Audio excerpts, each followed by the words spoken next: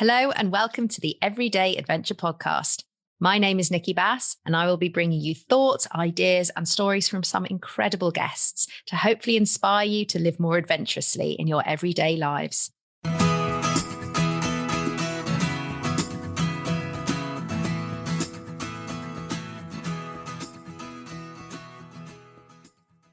So today I am really excited to welcome Soraya Abdel-Hadi to the show. Soraya is founder of All the Elements, which is a community which is working to increase diversity in the outdoors. Her passion for the outdoors stemmed from childhood and she has continued to develop it throughout her life and her career. She worked originally as an equestrian journalist and then left in 2014 to study sustainability in business. And now works as a sustainability professional, a writer and an artist. And she really is driven to help as many people as possible to find their own connection with nature, with the aim that that will also help them to want to protect it. She now works as a coach, a facilitator, and has her own consultancy, Soraya Earth. And I've been following Soraya for a number of years on Instagram, stalking her, which I'm sure she'll be delighted to hear at this point. It's always nice to hear when people are following you, like, who the hell is this person? But anyway, so I am really excited to have her on the show. We were connected via my editor, lovely Fran Taralskis, who also hosts the On the Outside podcast, which Soraya has contributed to. So it's really nice when those connections start coming together. And I've got the opportunity now to speak to Soraya for this podcast too. So Soraya, welcome. It's really lovely to have you here. Thank you for having me. That was a really lovely intro too. So thank you so much. Oh, it's a pleasure. Like, as you can tell, I'm a fan and I'm very excited to have you here. And I just wondered, just to get started, I mean, mentioned a little bit in the intro there about, you know, your passion for outdoors and some of the drivers for setting up All the Elements. But I just wondered, you know, where did the motivation come from, I guess, to switch careers, to try something different and then to set up that community as well? That's a really great question. I've changed careers quite a lot in my life. I don't think I have ever been necessarily wedded to doing one thing forever. It apparently doesn't suit me at all. I think that's what I'm learning about myself. But actually, the move to All the Elements was completely unplanned and unexpected. There was a pushback from myself on it. Do I actually want to do this? Is this the way I want to go? Originally, I was actually just looking to join a network like All the Elements. That was the plan. Okay. So I started contacting people who were working within the space, talking about diversity in the outdoors. And I contacted them saying, hi, I see you're doing what I'm doing. Where do you talk to other people who are doing this? And they all replied saying, oh, we don't, but we would like to. That seems like a really good idea. And I always say I had alarm bells going off because at the time I had a very busy and demanding job, but it felt like there was a need. So I set it up originally to be a newsletter. That was the plan anyway. But what I discovered was that the people who I was trying to reach out to, essentially what I wanted is everyone to send their news to me. All the people who are working across all the different diversity areas send their news to me, and then I would just send it out. And my background before everything else is in journalism. So I thought that would be easy. Like, I could just edit some text and send it back out into the world, like, no problem. But the people working in this space are really busy. They didn't know me. They didn't really know what I was all about. Why would they put their time into doing something like that without knowing me? So I started doing these one-on-one calls. And then on those calls, people would say, oh, yes, you know, while we're here, do you know about funding? Do you know about training for this? You know, do you have any suggestions for this? Is there anyone else doing this? And I started to realize that actually I was making the network without realizing I was making the network. And so that's kind of how we formed.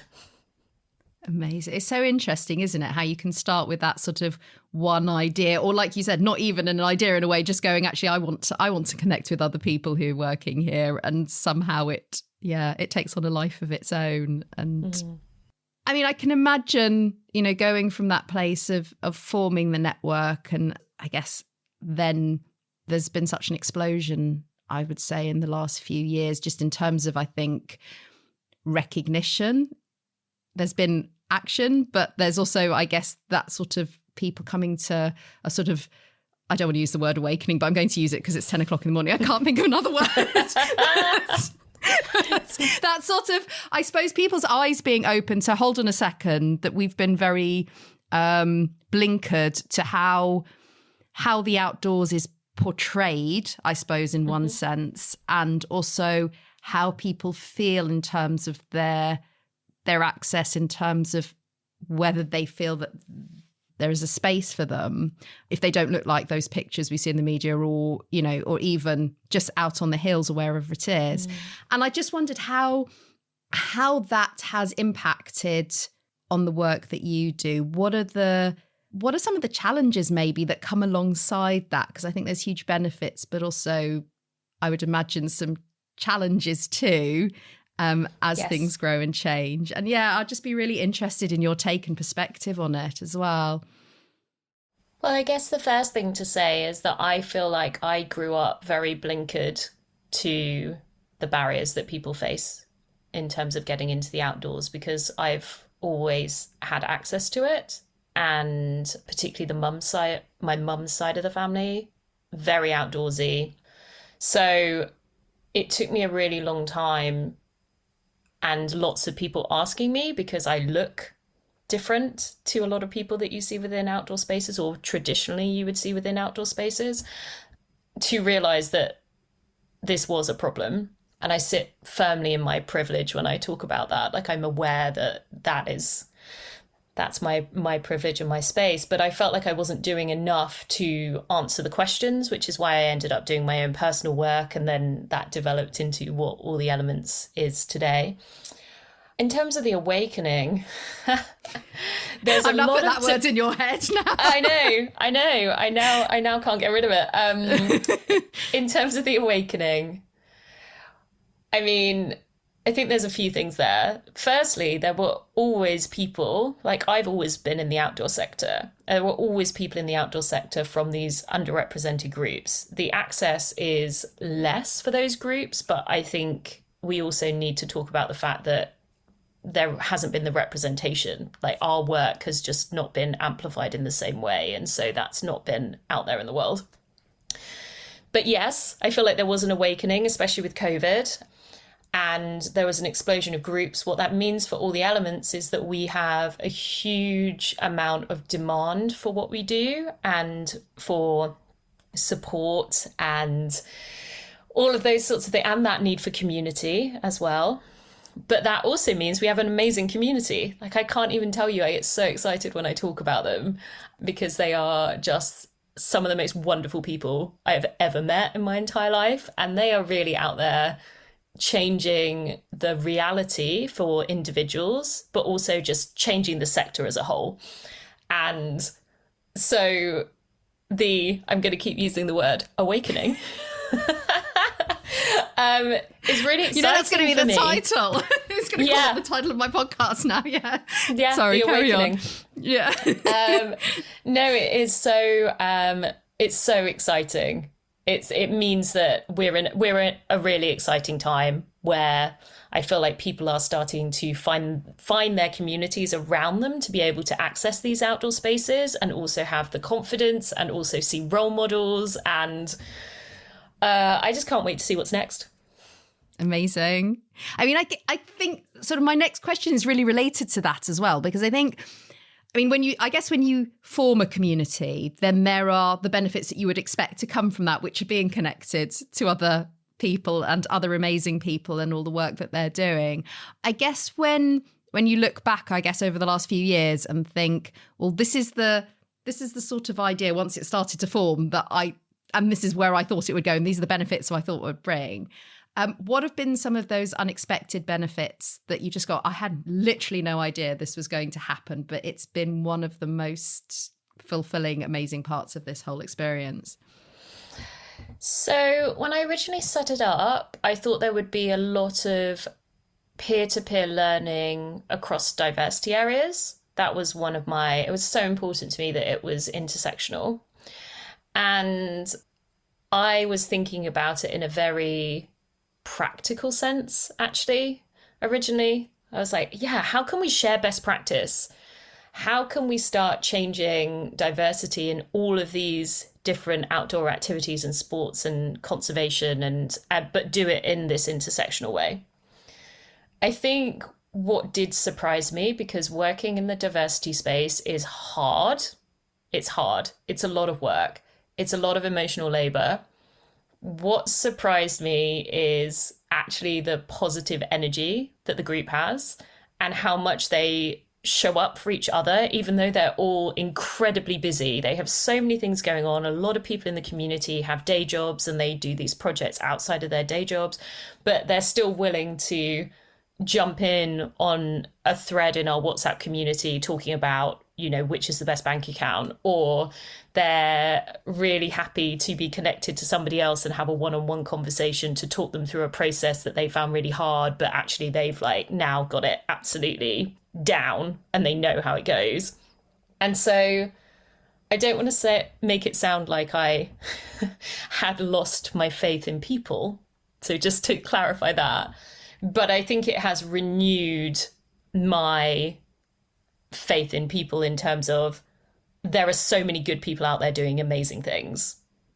And I was expecting this to be very almost quite business-like and transactional. And I feel like a lot of the people in the community are friends now, are connected to other people, feel very held within that space. And that surprised me. And also I just love it so much. And I can't take credit for that. That's the people who show up.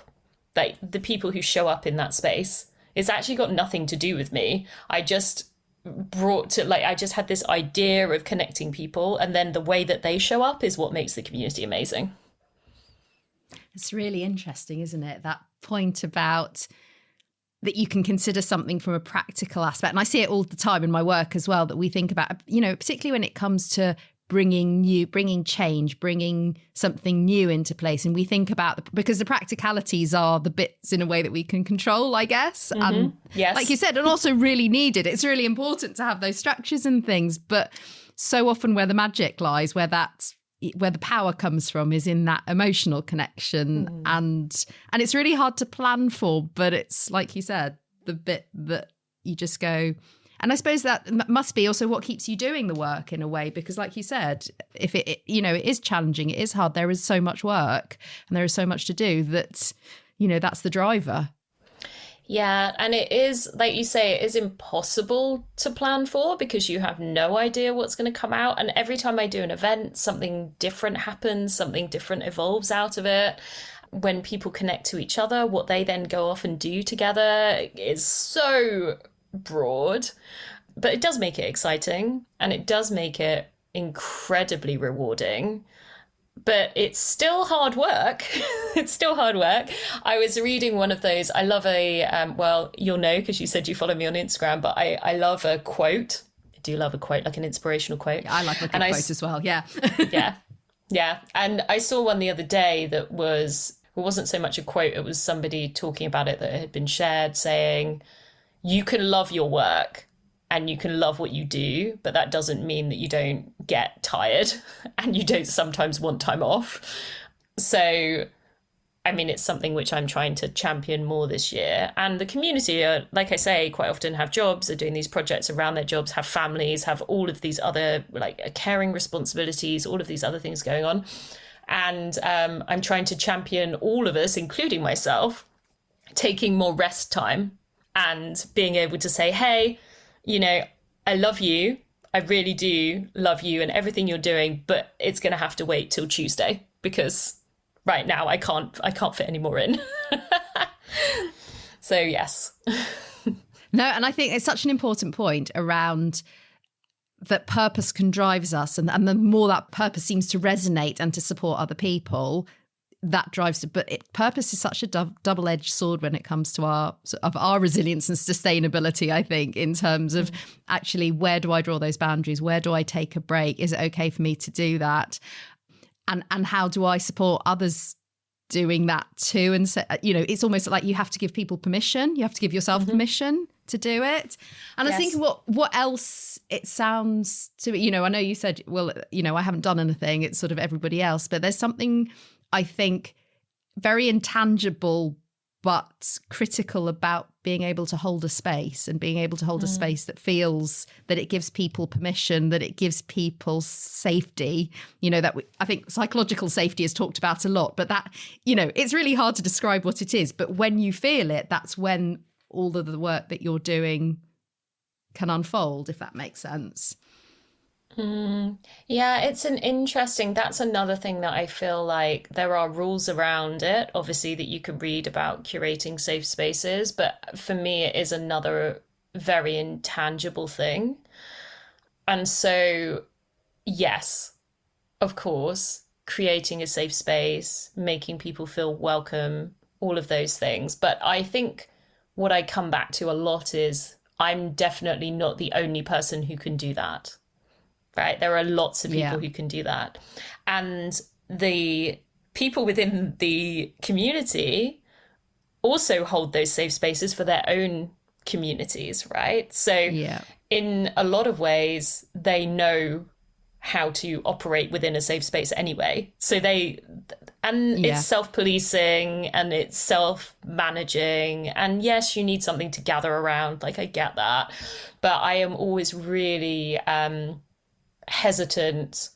I take responsibility for my role in creating it, of course. Like, I think we all need to celebrate those things more, but I don't want to take too much responsibility, because really I can't even explain how amazing the community are. And I have like a whole group of people who volunteer on and off and help me with different things as well.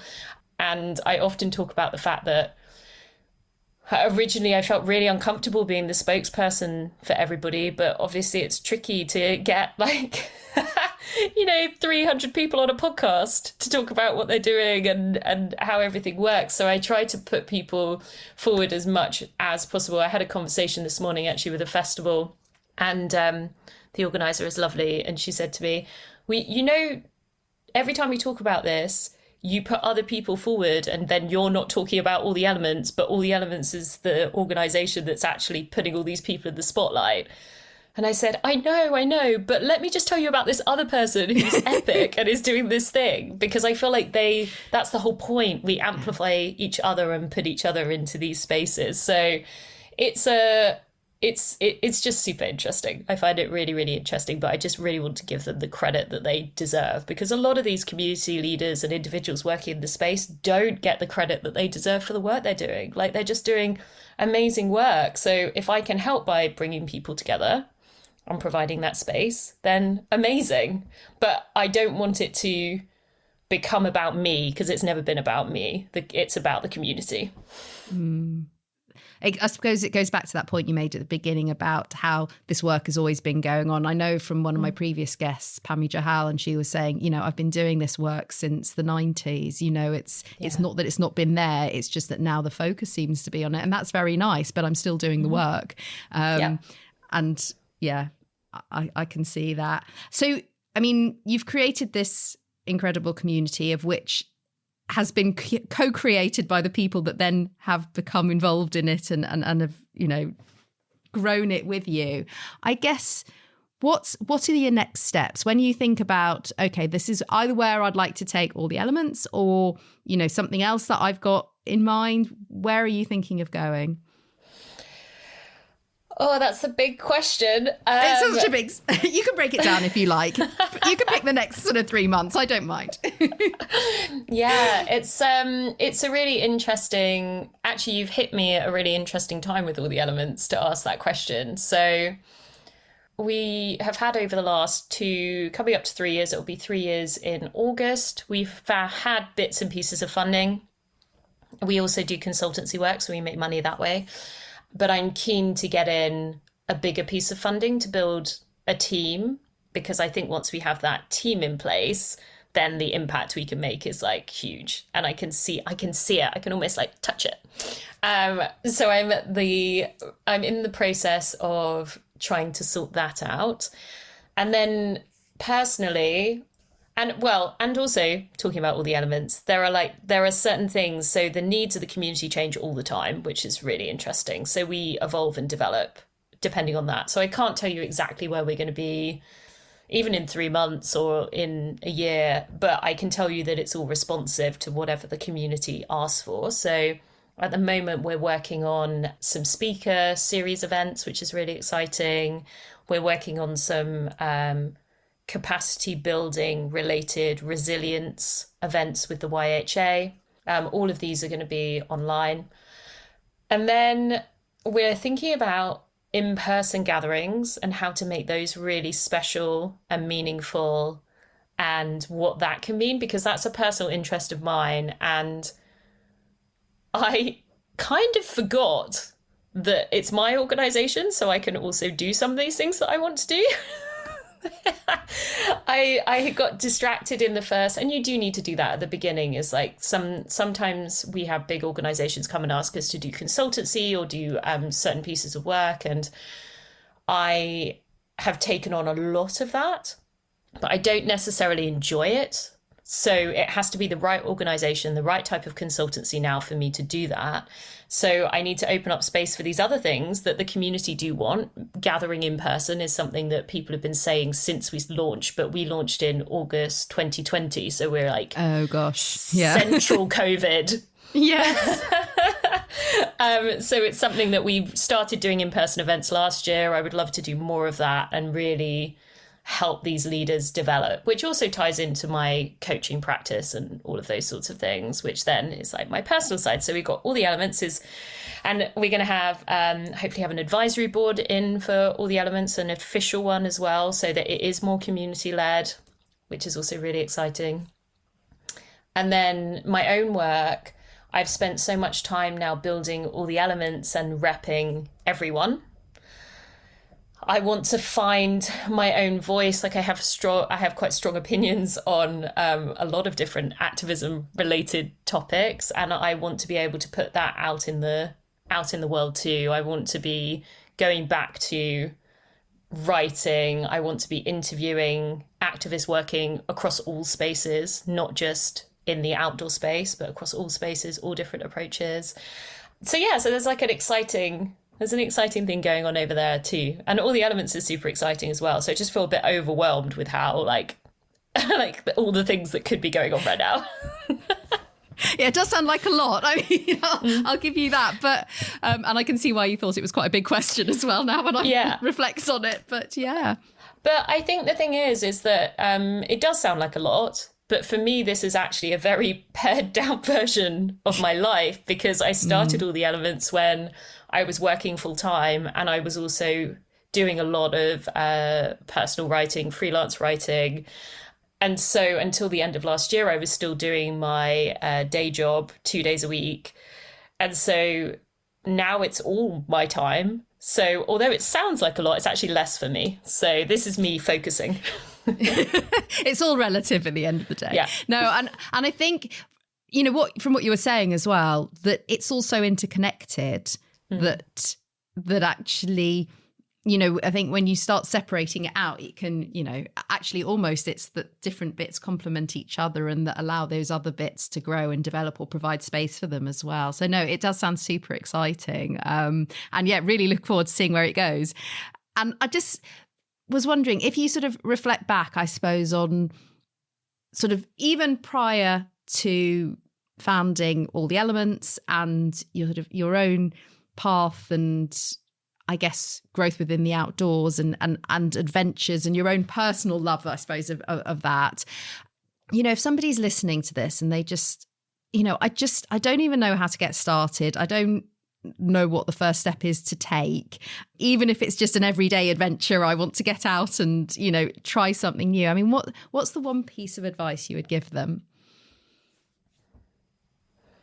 One piece of advice is tough. I think, and I say this a lot about lots of different things, and I say it for different reasons, but I keep saying to people, find your people. That is, I think, the most important thing. And there's a lot of things that are interconnected with that, right? Because sometimes it depends on where you live as to how accessible finding people in person is, but you can still find people online. There are lots of really exciting online communities that you can join and get involved with and get inspired by. I mean, I'm in a women's bikepacking community on Facebook, and I don't really use Facebook very much. But when I go on there, I get super excited to see like people posting saying, hey, I'm going on my first bikepacking trip. I need to know what to pack. I need to know. You can find those people online. And there's another connected thing, which is like being brave about that and not worrying about being bad at things, which is this is something which I am an expert at. I'm really great at being terrible at things and not caring, because I think there's a whole freedom to that. And actually, when I was younger, I used to do things up to the point where people would try and make me take exams in them, and then I would stop them because I didn't want to. I didn't want to do that bit. I was like, no. I'll just start a new instrument entirely. I don't want to do my level 1 whatever. So I just love it. There is like no expectation. Like everyone's been a beginner, and so joining something as a complete beginner is great. That's all I would say. So it's getting over that initial hurdle. Once you've done it, you can get addicted to it. I think there's a book about it actually, which I haven't read, but is on my like to-do list to read. It's called something like The Joy of Being a Beginner. I'm all about it.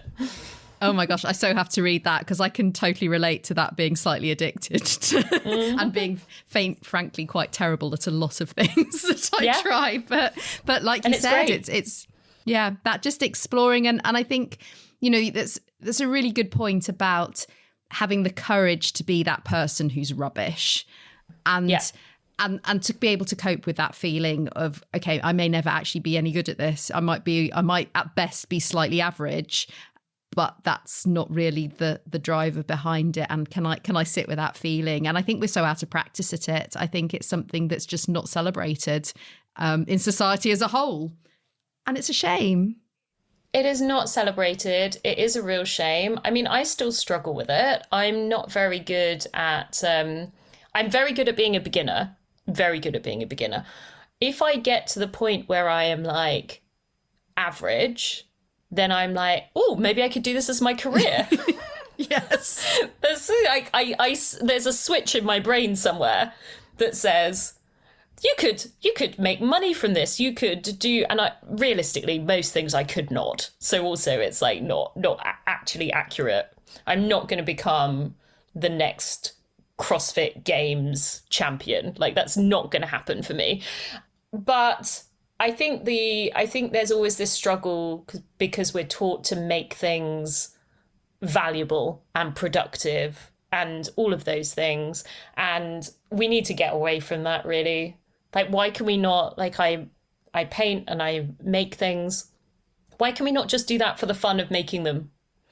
It's really, there's an interesting thing there around capitalism and like a productivity-based market that doesn't allow us to just enjoy things for the sake of enjoying them. And as somebody who has constantly struggled with like also body type and exercise and all of those things, it's been a whole learning for me to say, you can just walk and sit. You actually don't need to do, oh no, if I'm going for a walk, well, I need to make sure that I burn enough calories. So I need to make sure that I'm walking like a certain distance at a certain speed to make sure. No, you don't have to do that. You don't have to. No one is actually monitoring you. It's your life. You have to live it the way that you want to live it and experience it the way that you want to experience it. And we don't take enough time to work out what that means for ourselves, I don't think. Yeah, I mean, I think there is a whole nother podcast in this, quite frankly. I could keep talking about this for hours, I think. But I think you hit on that point about that tension. And I think, you know, it's again thinking, well, I should just be able to go for a walk and not be thinking about all of this stuff. And therefore, I'm getting it wrong going for a walk, because not only am I not going for a walk and not being present in the moment of being for a walk, but now I'm getting it wrong by thinking about, oh, God, that will burn off that Mars bar I just ate or whatever. Yeah. So it becomes this sort of I mean, you can see how you get your brain in this place where you feel constantly bad about the choices or the existence that you have, rather than, like you said, actually going, you know what, there's the reality that, you know, I live in this society, I live in a world that prizes certain things, and I'm not immune, and I operate within with groups. But actually, if I can at least be aware of it, I might be able to get 5 minutes where I can just admire the sea and not, you know, and just allow myself to take that moment, like you said, which can be so powerful. Soraya, that's been so amazing. If people want to find out more about you, about the work that you're doing, where can they go? So if you would like to find out more about all the elements, you can check out our website, which is alltheelements.co. There's no .co.uk because people always think there is, but there isn't. And on Instagram, all the elements, all as one word, _ at the end. And then for me personally, you can find me as Soraya Earth on Instagram, on Twitter, and also my website is soraya.earth too. So fantastic. Yeah. And I'll pop all of those in the show notes as well, so people can go and find you really easily and start stalking you like I did. Soraya, it's been just to leave on a really awkward, uncomfortable note. It's been so much fun chatting to you. Honestly, I could have kept this conversation going for ages. I'm really conscious that I'm at my time, so I'm going to leave you and let you go to your next meeting. But thank you so much for your time today. It's been really appreciated, and very best of luck with all the exciting things you've got coming up. Can't wait to see where they go. Thank you. And thank you so much for having me. Take care. Bye. So a massive thank you to Soraya for talking to me and for such a wonderful conversation and episode. And I hope you enjoyed that chat as much as I did. There are so many different points I could pick up on this week. As I was listening back, I was thinking, you know, the discussion around purpose and when we drive ourselves and that sort of double-edged sword that can come from keeping going.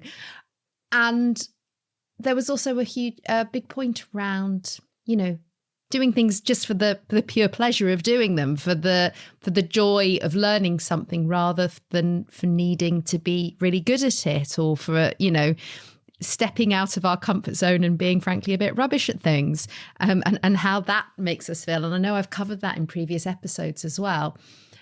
And I think I just wanted to reflect this week that the point sort of linked into this sort of idea around achievement that we have, and how celebrated and even sort of venerated, idolized the idea of achievement is within our society, and how that dictates our choices, how it dictates how we feel about ourselves, and how we internalize that in terms of that we should be doing things that we're not enough, that what we're doing is not enough, and how that then manifests in the activities that we choose to do, in the way in which we choose to live our lives and take risks and or not, as the case may be. And I just sort of wanted to reflect on the fact that of whether there is a different way.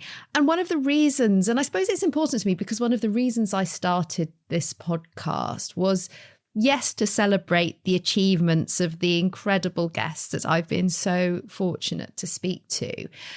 But more than that, to think about actually how the process of living adventurously, of making adventurous choices, has supported them in their lives and helped them to supported them in terms of their well-being, helped them to feel more connected, to be able to move, to be able to enjoy what they're capable of doing, but also to, you know, to just, I guess, exist in a way that feels positive and energized and hopeful. And that how sometimes that positivity and energy can be sapped when we just feel that whatever we do isn't enough. And even though we might do 100 things, or we might do one thing one day, there's always something else more we could be doing. There's something else that someone else is doing that's better, higher, steeper, more than what we are, and where that leaves us feeling. And I suppose it's going back to that place of, actually, if we start from a place of we are enough, that actually even without the adventures, without the achievements, without anything, we can show up and we are okay where we are. And then the adventure becomes about how we navigate the opportunities, the spaces, the connections that we encounter in our lives, whether we embrace them, whether we move away from them for fear of things going wrong, or for fear of rejection, or for fear of failure. And so therefore, the adventure becomes much less about achievement, about an end goal, about the end of a journey or the top of a mountain. And it becomes much more about a way of living our lives, which is about openness. It's about looking forward. It's about hope. So yeah, those are my reflections this week. I would love to know what you think. I don't think I got to necessarily any great conclusion, but I think it's really important to reflect on that. And as somebody who can very much suffer from feeling like more needs to happen, I need to do more, I should be doing this or I should be doing that, I think it's really important for me also just to pause and reflect on where sometimes that might be coming from. But yeah, please do reach out if any of this has resonated with you. If anything that came up in the conversation has resonated with you, I would love to know. So please do reach out and get in touch. You can find me on Instagram, Resilience at Work, or Everyday Adventure Pod. You can get in contact via my website, resiliencework.co.uk. You can find me on LinkedIn, Nikki Bass. I would love to hear from you. And yes, other than that, I will be back soon again with another incredible guest to share with you. And until then, I hope you have a wonderful, adventurous May. It's May here. It may not be May when you're listening to this, but a wonderful, adventurous few weeks. And I will speak to you very soon. Take care. Bye.